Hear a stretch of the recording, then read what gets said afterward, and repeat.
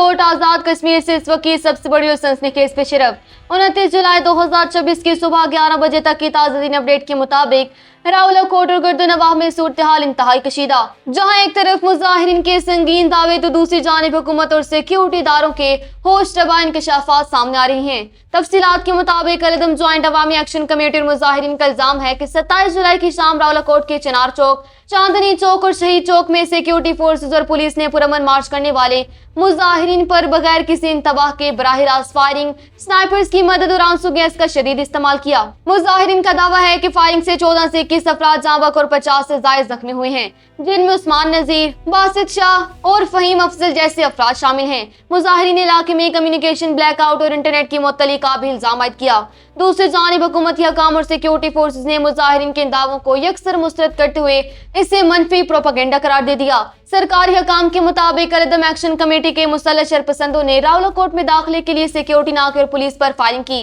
जिसके नतीजे में रेंजर्स के एक एहलकार अली रजा शहीद और मुतअद्दिद पुलिस एहलकार शदीद जख्मी हुए। हुकूमत का कहना है कि अस्पतालों में सिविलियंस की लाशें लाए जाने की कोई मुसद्दिका सबूत नहीं मिले और मुजाहिरीन की जानिब से महज सनसनी फैलाने के लिए मनगढ़ंत दाद शुमार पेश किए जा रही हैं। हुकूमती और सिक्योरिटी इदारों ने दावा किया कि इस तहरुक में कलदम टीटीपी के अस्करियत पसंद और फितना ख्वारिज के मुसल्लह अनासिर शामिल हैं, जिनके पास जदीद और खुद मुख्तार अमरीकी साख्ता M4 राइफल और मिलिट्री ग्रेड का सामान मौजूद है। पुलिस के मुताबिक रावलाकोट से ज़ुहैब खालिद नामी मुसल्लह कारिंदे को गिरफ्तार करके उसके कब्जे से जदीद असला बरामद किया गया, जिसने दौरान तफ्तीश फोर्सेज पर हमलों के लिए करोड़ों रुपए के इनामात का सनसनीखेज इंकशाफ भी किया। 29 जुलाई की सुबह 11 बजे तक सामने आने वाली इत्तलात के मुताबिक रावलाकोट, चांदनी कोट और करीबी इस्लाम में इंतहाई कशीदगी बरकरार है। सिक्योरिटी फोर्सेज की भारी नफरी, बैरिकेड्स और खंदक के खोद के रास्ते मसदूद किए गए, जबकि मुजाहिरीन मुजफ्फराबाद की तरफ अपना लॉन्ग मार्च जारी रखने का अज़्म जाहिर कर रही हैं। गैर जानिबदार ज़राए के मुताबिक मवासलाती निज़ाम मुतासिर होने के बाद हलाकतों के हकीकी इदाद और शुमार का